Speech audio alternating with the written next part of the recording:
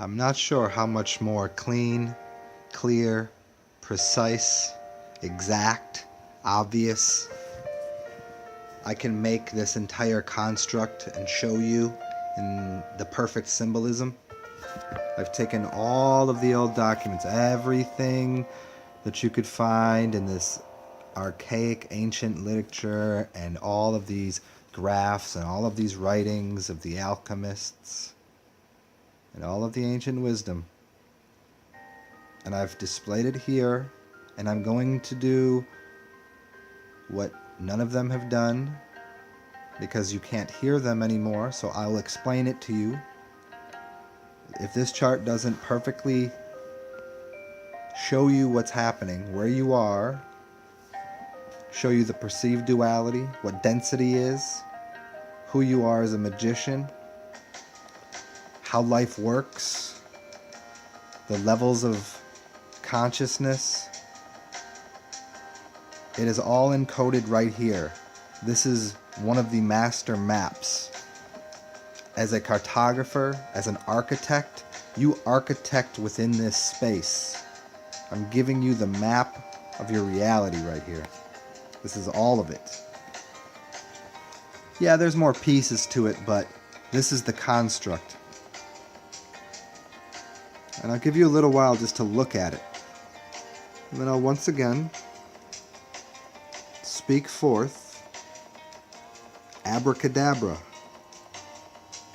I'll show you, explain to you philosophically, metaphysically, physically, and spiritually what exactly all of these images mean, but you should be able to figure it out.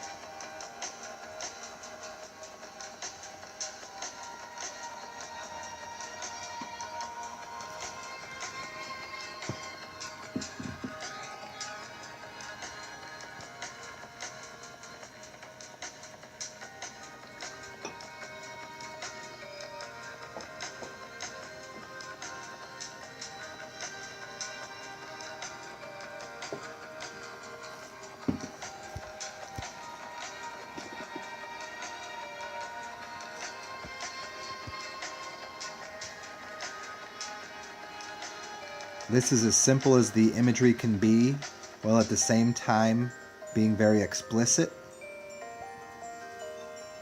Everybody can look at their flower of life and understand that it means something, but it really means nothing. It has no imagery, it's just a simple picture. But this is what it looks like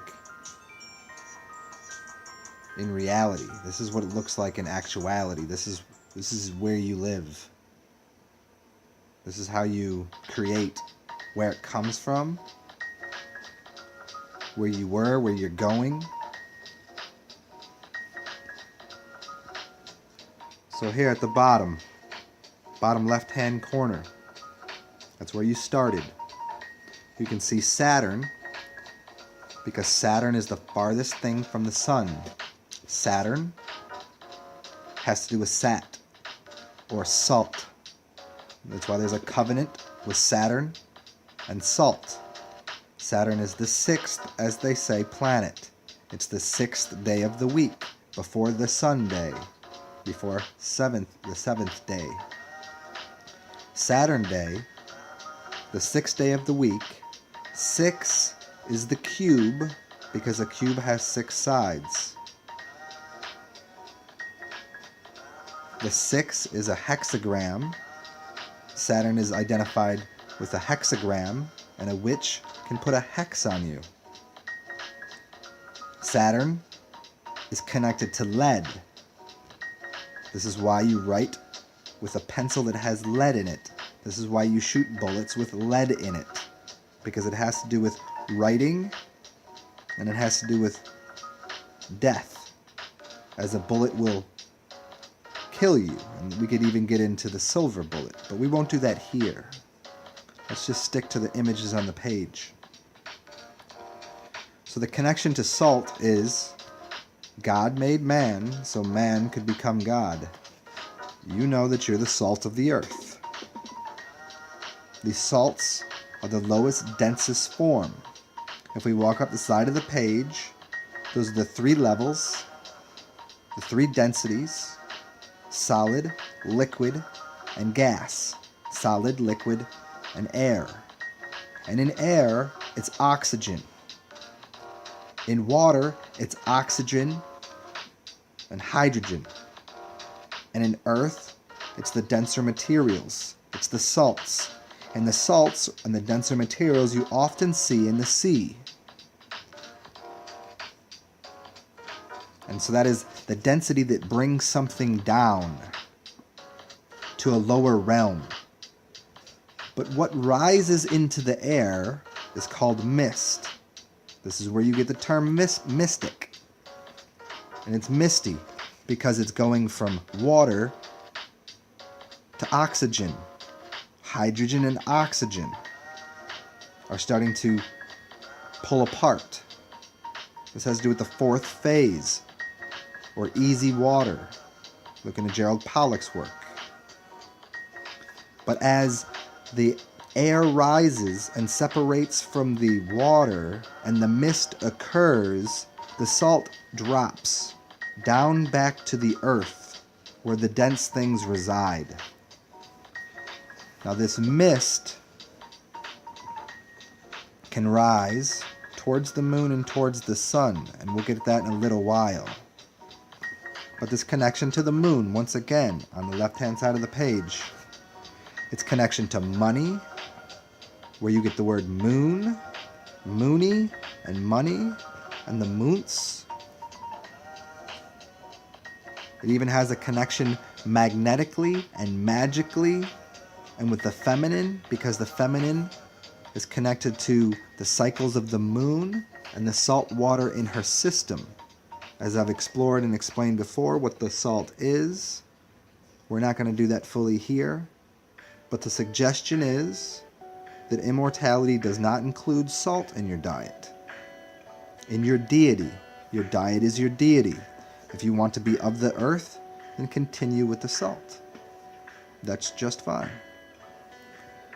If we look at the bottom of the page and we go from left to right, we find the densest realm being your skeletal system, or the skeleton, the body, and then you move to the mind, which is a higher state.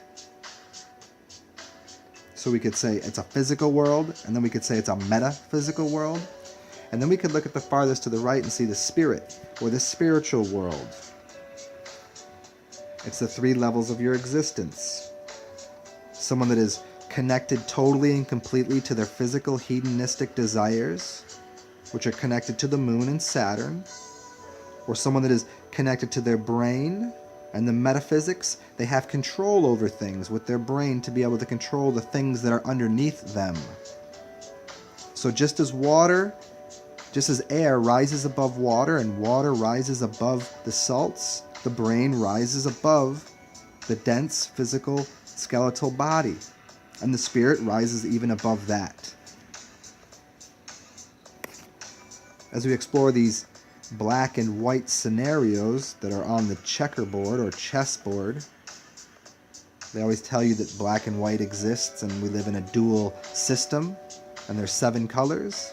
But once again, as I've always explained, there are at least the 9 colors. Black and white are colors. Clear is the absence of color. The sun spits out not white light, but clear light. If the sun spit out white light, you wouldn't be able to see. So the black and white scenario is the priestcraft. The priests wearing the white jackets that offer you the white pill that looks exactly like a wafer, that is given to you from the religious faction, which wears black. So the scientists or the Zionists and the religious folk are all under the same guidance of the same architecture, and they all play their part on a board. And they're lower realm because they're controlled by density. And as you look at the connection to where they are next to the moon controls energetic systems that do with salt. and medals. This is why people get medals for doing a good job. The medals that you get in the triangle when you stand on top of the pyramid, when you go to the Olympics. So as we see this black and white scenario, they're both low level, and they're bringing you to a faulty and low level spiritual idea. Now, as you move up into the higher realms, the mist becomes confusing because it's very gray and cloudy, and it's hard to see. So, in the mist, it can be confusing to figure out who is a mystic of the moon and who is a mystic of the sun. The moon is a secondary energy system. The sun, we can clearly see that if you were to go up and remove the sun from the sky, everything would die. If you were to remove the moon from the sky, I don't think that would happen.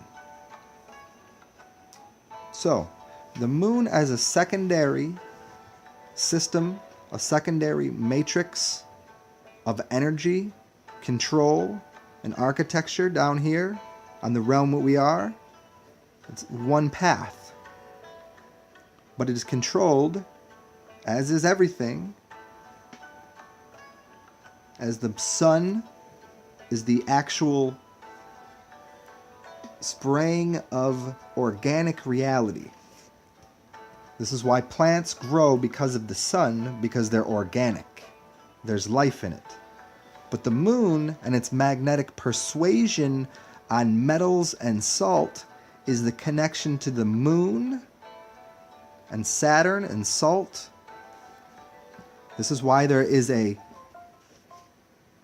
Monday or a moon day, and you see that the first day of the week to be week, and the last day of the week, which you would call the weekend, the first day of the weekend, is Saturn Day. Saturn Day and Moon Day sandwich in Sunday. Sunday is the first day before the week. So you see the connection between what the moon is and what Saturn is, even on the calendar. So the expression of what you are with your two paths in your hand, the left and right path, one is architected through a moon matrix called monotheism, and another path is to script your own life. Nonetheless, both of them are of lower density because they use the papacy, the paper, and the earth to produce reality. As you even look at this, you live in 3 densities right now.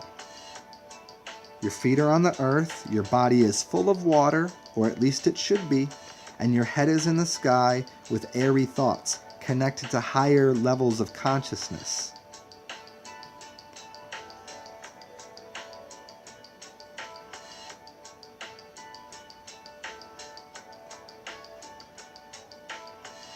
So to activate your light body, you need light. And the energy of light comes through the sun, and it comes through the living organisms and plant life. This is why a lot of people can find a certain source of energy, electricity, and flux of life through vampiric natures, which is the consumption of blood, because it surely does have energy and charge. But that is more of a path connected to the energy of the moon, because of the karmic connection to the earth that is already there. So you can only get to a certain level because of the connection to the animals that are being harvested for their blood. So when you get to this mist level, getting through there, what the connection is to the mermaids and the sea and the water, is to get out of that level is just as hard because of all of the temptations of the physical world, which is always connected to the money and the moon. And it's a very dense realm.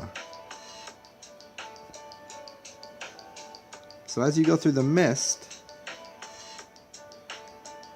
it can be confusing as to what is on the other side of that mist, what light you see, because the moon does produce a light. It produces a light in something. But that mist, the sun also produces a light behind it. They don't look too different, because the watery substrate that is between you and the source of light, it can look the same, even though the moon is more of a secondary source of light. It's almost as if the sun charges the moon and then the moon charges you. And I mean that in a very specific way of charging, as in a monetary system.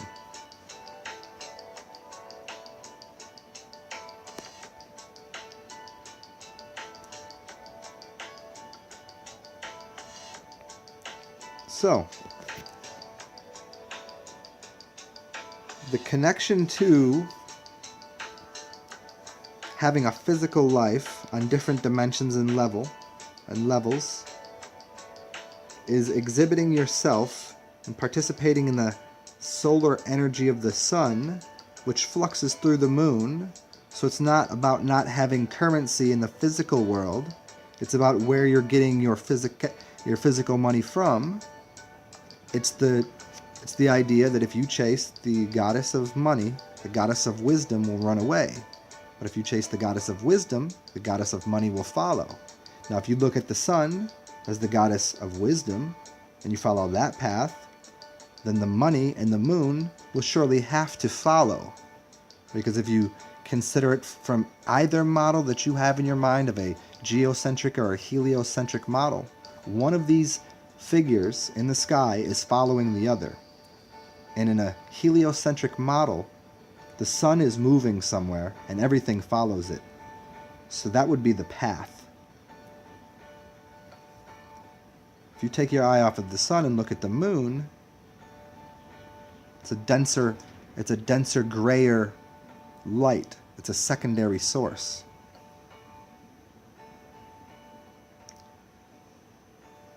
So I'll leave this up for a minute or two more, and you guys can take a look at it again and see if it resonates with you. Hope you guys enjoyed this.